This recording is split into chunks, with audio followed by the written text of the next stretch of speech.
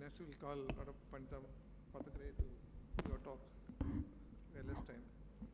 Thanks, Saiban. That was bang on time. Yeah. So I'm going to talk about ECP and a concept, the inception of combined mix, and not combining two outflow mix, but just wait for it. So, you've heard a lot about MIGS. It can be categorized in several ways. What I like to do is step back a little and think about it in a very broad perspective. What is that? You look at drainage, aqueous drainage outflow procedures, and you look at aqueous drainage reduction or inflow, reducing inflow procedures. So no matter what it is, they're all utilizing MIGS, are utilizing natural physiological pathways. And these procedures that I'm going to talk about are all internal and require an open angle except for ECP. So MIGS, like anti-glaucoma medication, is utilizing natural physiological pathways, the ciliary body, the trabecular meshwork, and the suprachoroidal pathway. Unlike TRAB, which creates a unnatural filtration on the surface of the eye. So inflow MIGS is wholly ab-internal. It is delivered with endoscopic cyclophotocoagulation. It's a diode laser. It was first described in 1992. It's the original MIGS. It's ab-internal, can be combined with cataract surgery, and the advantage is that it can be used irrespective of angle status. So therefore, its indications are very broad. You can use it in any type of glaucoma, and the power, the delivery of power is way less than the transscleral variety. However, the disadvantage as opposed to transscleral is that it requires a sterile environment. Standalone procedure, entry, you can do it. Entry has to be corneal or pars plana. Pars plana requires vitrectomy, limited vitrectomy. Complications, that's the sum total I have had. Hypotony does not feature there. So the setup is fairly simple. It's a machine, E2 machine, which has endoscope, illuminator, and laser. I record all my cases, and you look at the screen and operate, and I use a 19-gauge curved probe. So just show you a video very briefly. After IOL is in the bag, I bump up the sulcus. This is a case of acute angle closure. You can see iris ischemia, sphincter atrophy, in this case, a very floppy iris and lots of pigment dispersion. So what I do is I first put OVD and endoscope in the AC and look at the angle. And what you see there is only pigmented Schwab's line. Then what I do is I use a little bit of OVD in the sulcus, bump up the sulcus between iris and anterior capsule, and then that's the endoscope in the sulcus. You visualize the ciliary processes. I start with a phaco wound. You can only do about 180, maximum 210. The superior one is completely spared. And you laser the ciliary processes. The wattage is only up to 500 milliwatts compared to 2000 that you might be doing with TSCPC. You definitely want to avoid pops, and as soon as you get that, you reduce the power. That is what helps in controlling all the complications like fibrin, like CME. And once you have done it, what I do is you can see this is the view through the microscope, and that was the view through the endoscope. So OVD and endoscope is in the AC again, and I don't know if you can appreciate it now. You can see a much broader angle visible, a trabecular meshwork which is very pigmented, and so is the scleral spur. But the angle opens up, right? Following this, have a look at a few more cases where post-phaco you don't see an open angle, but after you've done the ECP, you can see an open angle. Same in this case, albeit with a lot of pigmentation. So I have published ECP, especially in angle closure. I do believe it works very well in angle closure. And 15 months follow-up, you can see fairly good outcomes with complete surgical success rate of 75%. 75, 3 out of 4 individuals, patients are off medication, 15 months.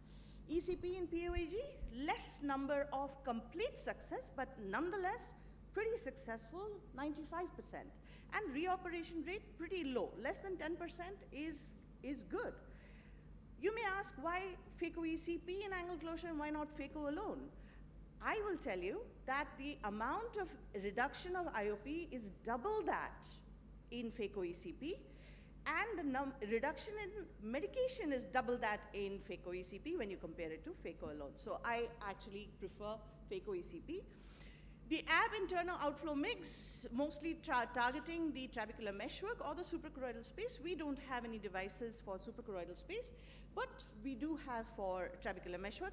I don't want to go into these details. They have all been covered before. But the ab internal outflow mix that I do are generally 2. Bang was something I used to do. Even iStent implantation you have seen, but I just briefly show an iStent W in pigment dispersion syndrome, where you inject the first W. I always go inferior first so that if it bleeds, it does not obscure my view for the second one.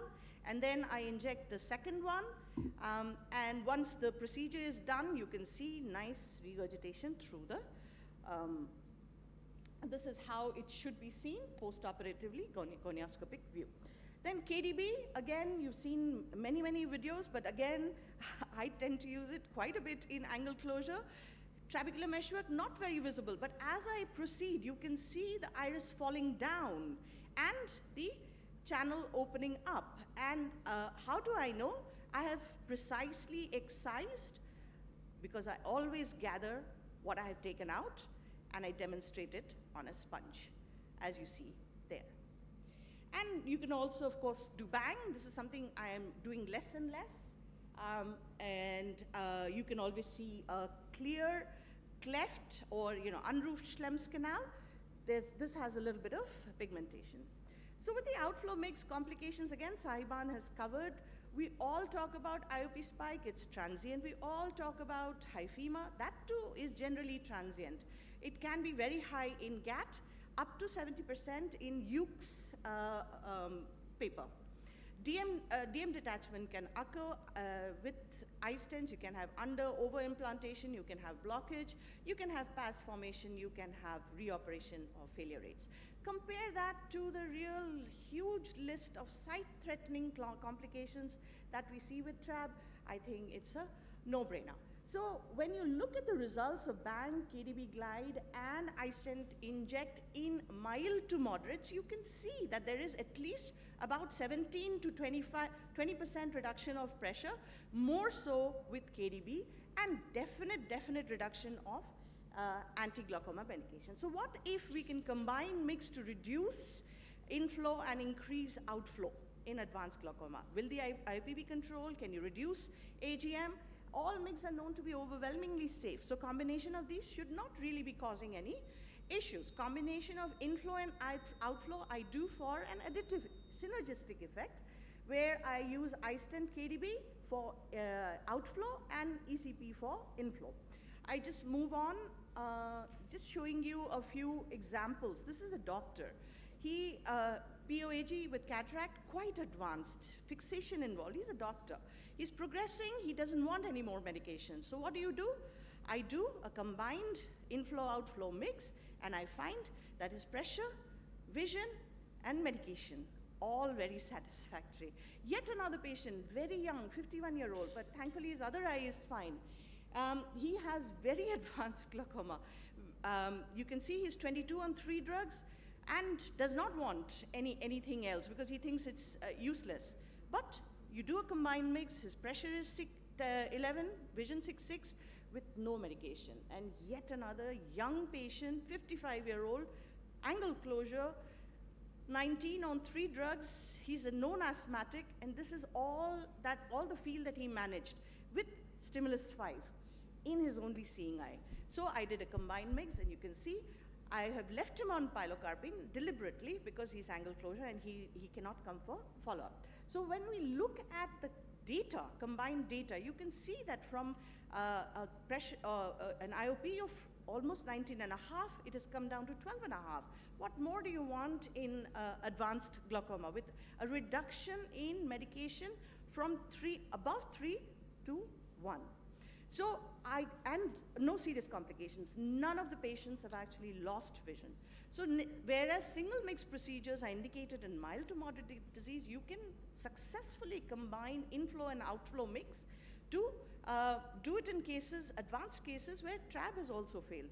It's overwhelmingly safe and particularly useful when there is anti-glaucoma medication related issues. I feel it is non-inferior to TRAB. I don't get the same complications and I definitely don't create a bleb.